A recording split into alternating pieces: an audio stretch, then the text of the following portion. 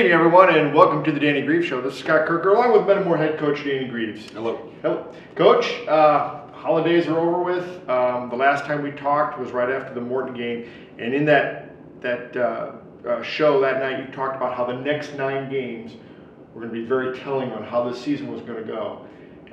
And then you started off with the State Farm Classic, a fantastic tournament down there. Very good tournament. And you went down there, you were the number 8 seed. You played number 9, you played number 1, you played number 4, and you played number 3. Right.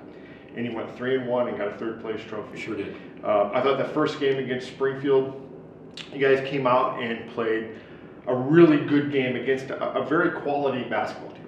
Up to date, that was our, this is the 4th year we've been in that tournament. That was probably our best game to date in that tournament. Yeah, I thought so too. You kind of jumped on them. And then when you had a chance to kind of bury him a little bit, you did. Yes, we did.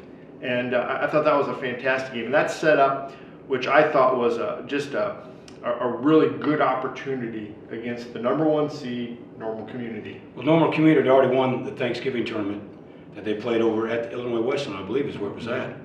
And they're just a solid team, and there's a reason why they were rated number 1 in that tournament. Yeah, and you guys, there was a time in that 4th quarter where you fell behind 34-30. Right. And you got a couple free throws, and then you got a big steal from your sophomore, Zach Schroeder. Wasn't that nice? That was, and boy, he went down, he got the tie, but for whatever reason, that tie kind of swung the momentum right into your favor. And you guys, there wasn't a whole lot of scoring after that because there was only 37-36. They scored twice, and you scored 1 3, and that was a big 3 by Landon. That was Landon. He hit a big shot. I don't think he hit a 3 up till that point. Right. Yeah. But you know what? He had struggled a bit for that game. But you know how Landon is. When he gets squared up and eyes on target, he's pretty good. He's pretty good. And it was nothing but the bottom of the net. And I was with about 2 minutes to go. And you held them. Now, they held us scoreless too, but you held them scoreless, which was more important because you only had a 1-point lead, and you got the win. Yes, we did. And that was a big win. Exciting game. A very exciting game. It was only 37-36, but it was an exciting game because it was nip and tuck, and I think you guys had a 5-point lead, maybe a 6-point lead at one time. That was the biggest lead of the game. Talking to some of the officials that are volunteers for the tournament and the lady that helped tape ankles, the trainer, they said that was by far their most entertaining game of the entire tournament. Oh, it was, like I said, for as little scoring as there was, it was really exciting. And there was a lot of defensive play on both sides, a lot of big hustle plays. And that sets you up against a very good Wheaton-Warrensville South team. Sure did. That I thought they kind of they had a kind of slow down tempo. Their offense was slow down, made you play defense for a while. But I thought you guys, they had the momentum and they kind of dictated the pace early. But you guys came back in that 3rd quarter. Made a nice run. Made a real nice run and kind of took the momentum away from them. They're a team that 3 out of the last 4 years in that tournament have won a trophy. Mm-hmm. I mean, so they're used to being successful in that tournament, and they're really good. They're so well coached. Oh yes. And they're very particular in what they do and how they do it, and they had a great game plan. So it was a tough, hard-fought game. It was a very hard-fought game, and that came down to a buzzer beater, which you're used to buzzer beaters. Right. And it's the 4th one we've lost in that tournament in 4 years. 4 years, and we counted, I think, 11 buzzer beaters. You've lost by buzzer beaters 11 times in your 9 years here. Right. And 2 of our 3 losses are buzzer beaters this year. Right. So they hit a 3 at the very end. It was tied, and they won 49-46. Yes. And that was a tough loss, but still, you put yourself in a position to win, and that's really all you can ask. And then that put us in a situation where we had to play Chicago North Lawndale for the 3rd year in a row. Very well coached. As far as athleticism and shooters, I don't think we've seen a better team all year long from what they have. They came out in that 3rd place game, again, at the Shirk Center, which is a great place to play. Yes, it is. And they came out in their first set play on their offensive end was an alley-oop slam dunk. On the first half and second half. And it's both halves, yeah. Right. But I thought your kids did a really nice job of not letting them get into their tempo and the way they wanted to play. You dictated from the start to the end, I thought. We did dictate tempo, and they had two really good shooters. And the rest of the guys, you know, you could add them all up, and they hadn't made 5 threes for the year. But of course, against us, teams usually shoot pretty well for whatever reason. They play well against us, and hands in their face. Yeah. And there was one time you guys were up. You had a decent lead, a 7 to 9 point lead, I think. And he had a step back 3 that wasn't more than 11 feet off the ground. Right. And it hit the rim and went in and Straight in. Hand in his face. Right. It was. They made a run in the fourth quarter, about the last minute and a half. Sure did. And made it probably a little bit closer there. And then had a shot at the buzzer to tie. Yes. And came up short. Luckily, that one came up short. And with the angle that we had, you know, in our luck that we've had in that tournament, good. I figured, man, here it goes. We're going to OT. It Yeah, fell short. Yeah, and you guys won 67-64. Yes. Which was I thought, a really, really good game. You had a lot of kids that really stepped up. But I thought in the tournament, I thought Gabe Mason played about as well as you could ask. Well, Gabe was the leading scorer for that whole tournament. He had 88 points in 4 games. You know, he carried us through a lot. But not only just scoring, you know, he did a tremendous job on our rebounding end, too. Oh, yeah. Both ends of the floor. He came up with some really big rebounds on the defensive end when we just, you know, really needed it. So, but I was really proud of it. It was a great team effort. Yes, I thought your team... From our coaches, our bench, our cheerleaders, I mean, you name it. It took everything we had. Only team there that brought cheerleaders. Right. Coach Doty, we sure appreciate her. Yes, she brought the cheerleaders there every day. Even Normal, who was basically in town, right, didn't have cheerleaders. They were out shopping. We'll go with that. Right. But you're right, you know, and I thought, you know, they were there every game. I thought that was fantastic. You had a pretty good crowd show up to every one of the games. Well, our fans are awesome. They travel pretty well. Our first 11 out of 12 games were on the road, and you know, we have great fans. And now you got a little stretch with some home games. But yeah, I thought in that term there was a couple. I thought Ethan Kaiser made another step forward. Maybe 2 or 3 steps forward. He very well could be. He kind of came of age against some really good competition. His ability to handle the pressure at the point, you know, he's just such a big matchup because the bigger guys are going to guard his brother. I tell you who also had some really good plays in that, especially late, and it's nice to see him come back, is Ryan Begole. We were going to talk about him. Yes. Yeah. I thought he really made a step forward. I thought at times every one of your guys that you depend on made plays for you in that tournament. We had a lot of different individuals impact our success, there's no doubt. And I thought that was really great to see. It bodes very well for the future down the road. Right. And I thought that there were some times too where you know things didn't go real well. You could have folded up the tents and it could have been over with. Much like in the Morton game, your kids kind of fought back and played through it because not everything's going to be perfect.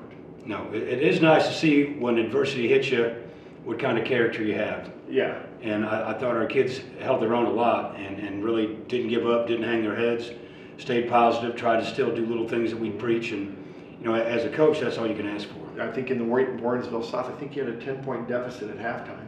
Is that what it was? And you guys came back in the third quarter, and then in the fourth quarter you took the lead, and it was back and forth, and they ended up winning it. But yeah, your kids. We had our chance. You had a chance to win, and really that's all you can ask for. Right. Is giving yourself a chance. And you came back and played your second home game last night against a very good, very athletic and physical Danville team.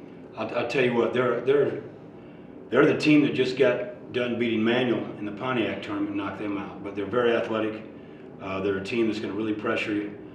They do a lot of things that inner city kids do. You know, they're just going to swarm you on defense, try to make plays and score out of their transition and defense. And we, for the most part, especially early on, we did a nice job of not giving up any of those. Yeah, it was. We were 30-9 at one point. 30-9, you're right, and you knew they were going to make a run. Right. And they did, and they got it close down in the fourth quarter, and it got a little bit scary there at the end. But your kids stayed tough, stayed strong, and ended up getting a 10-point win. Well, we had 4 kids in double figures that game.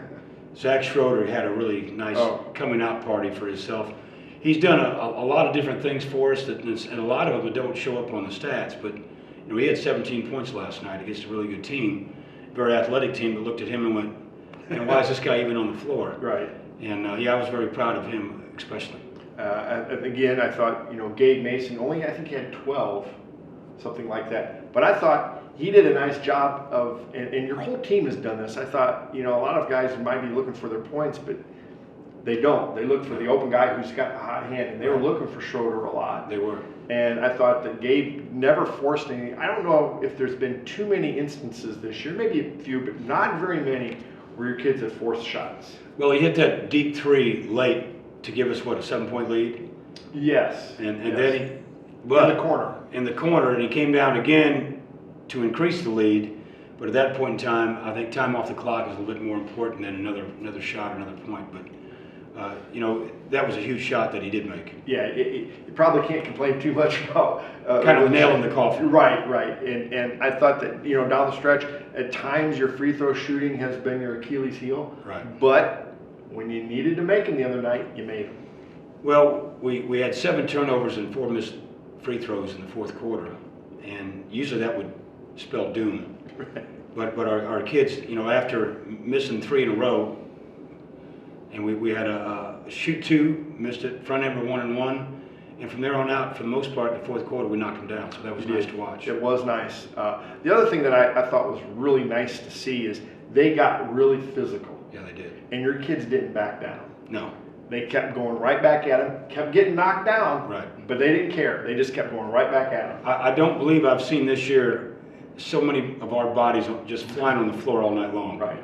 And it wasn't just one. There'd be 2 guys down, and then there'd be 3 guys down, and our guys really gave up their body for the W. And they did, and it's really your team. There's some work. Right. And you don't want to be perfect. Right. We all have our shortcomings. Sure. And there's we mentioned this before we went on the show, that there's still somewhat of a work in progress in some areas, but this is the time you want to be a little bit of a work in progress. Well, we tell them just to trust the process, all right. And Rome wasn't built today, as they say, but we have been inching along, game by game, improving little things that helped impact our success, and we never really hung our head, even out of all those missed free throws and the 7 turnovers. Man, they were still aggressive and hungry and looking for the W. And going to the basket and getting rebounds. And, you didn't see Danville with many second chance shots. They did not. Your rebounds were, I think you had Gabe Mason and Ethan Kaiser both had, I think, around 8 or 9 rebounds apiece. Schroeder had some rebounds. Sure did. And there was a lot of guys that had some. Andrew Guth came in and had some huge rebounds. Had 5 big rebounds. He came in and just did an excellent job. Yes. And he fills holes at times that, he just doesn't make any mistakes. Right. And the ball seems to kind of find him on those rebounds. Sure does. And he gets big rebounds, and he's always strong. Always takes care of it. Yes. And that's always nice to see when you can bring a guy off the bench, right, a big guy, and he's going to be strong with it. And I've watched him shoot. If you need him to shoot free throws, he's going to nail them. He can shoot free throws. He can make the 3. Yeah. But tomorrow night you play a pretty athletic Manual team. Sure do. Very aggressive. Very aggressive. We kind of owe them a little bit. Very much so. We still have kind of a sour taste in our mouth from the 2 games we lost last year. Had them beat over at their place. In my opinion, I think we had them beat if we would have played just a little bit stronger there at the end in the regional championship at East Peoria. So yeah, our guys do remember those kind of things. And I think you're going to get them at our place, right? Which is nice. I don't know if Manuel's ever played here. You know what? They haven't since I've been here, and we haven't seen them out much as far as scouting. So it'll be interesting to see what they know about us and how they play us. But their style. Oh, yeah. They're going to be up in your grill trying to guard you, and they're going to try to impose their will upon you defensively, and hopefully that will transition into points. We just got to handle our own. I think Danville beat them by about 7 points. I think it was 7 at the Pontiac tournament, and I'm not sure if those comparative scores mean a whole lot, but it does kind of give you a little bit of a Okay, we beat Danville. Right. They beat Manual. But it does go to show you once again, Manual is pretty strong. They're very strong. You're 10-3. You're 3-1 in the Mid-Atlantic Conference. So we're half a second away from being 12-1. Yes, you are. Because both those balls that went into the buzzer, you know, it was tipped, the buzzer went off, and then the ball went in. Yeah. If you can believe that. And they did get them off, but it's just, you know, you're right. We could be 12-1. We could be 4-0 in the Mid-Atlantic. Right. But it is what it is. It is what it is, and your kids have learned since that loss at Morton. I think your kids have played way better than Morton has. Well, the difference between now and then was, you know, even though we had some older kids, they didn't have really the game experience to where they had to come in and be the guy and impact success. Right. And so I think we're a lot more seasoned right now. Oh yeah, yeah. And the State Farm tournament did that for you. Sure did. So, you know, as you look ahead to the Mid-Atlantic Conference, because you've got a lot of conference games coming up. Right. You've got 14 total, and you've only played you've got 10 more left. Right. And some of those, you know, going to Pekin is not going to be easy. No, never Going is. to the Panther Den over in Washington is not going to be easy. But you've already played at Morton, which is another tough place to play. Right. So you've got one of those out of the way, and then you've got some non-conference. You know, we talked about those 9 games. 9-game stretch. 9-game stretch after Morton, and you're 4-1 in those 9 games so far. Right. And you know, there's no reason you can't go, you know, 4-0 the last 4 games you play in those. Well, that would be nice. You know, I'll take our schedule versus anybody. Oh yeah. But in order for us to get seasoned, like we talked about, you know, you just got to be put through the fire, and you know, you can play some patsies and feel good about yourself, but it would be, in my opinion, fool's gold. Mm-hmm. And so you really need to be, you know, challenged every game, and we've definitely had to do that schedule-wise. And Coach, when you look at these teams you've played all different types of styles of play. And right. You've had to adjust, and you had to go to a 1-3-1 zone. You had to play man-to-man. You know, it hasn't been, you know, just playing the real athletic schools like from Peoria or Danville, or you've played some teams like Wheaton Warrenville South who are very good, right. But it's a slow down type of game. And right. So you haven't had an easy road of this. We've had teams that just want to run up and down with their hair on fire. We've had teams that want to walk it up and, you know, go 60 seconds before they even attempt a shot. But I got to give a lot of credit to the kids, but especially to my assistant coaches. Mm-hmm. Those guys, you know, for instance, you know, when we're over in the tournament and we played at 5 o'clock, we had to play the winner or loser at the 6:30 game. You know, so we don't even get done scouting that game till about 8:30. By 9 o'clock, we got 9 games the team we're about to play, just because we, you know, my guys have gotten on the internet with other coaches and asked for films, and then we, you know, by the time we play the next day, you know, we've got their top 5 scores, and we've got shot charts in the last 5 games, and we know where they're going to shoot, who's going to shoot. And it's just amazing to watch our guys work. Our coaches are pretty amazing. Yeah, it has been amazing. And Justin Dane, and Jake Springer, those guys. Mike Brockhouse, Patrick Vaughn.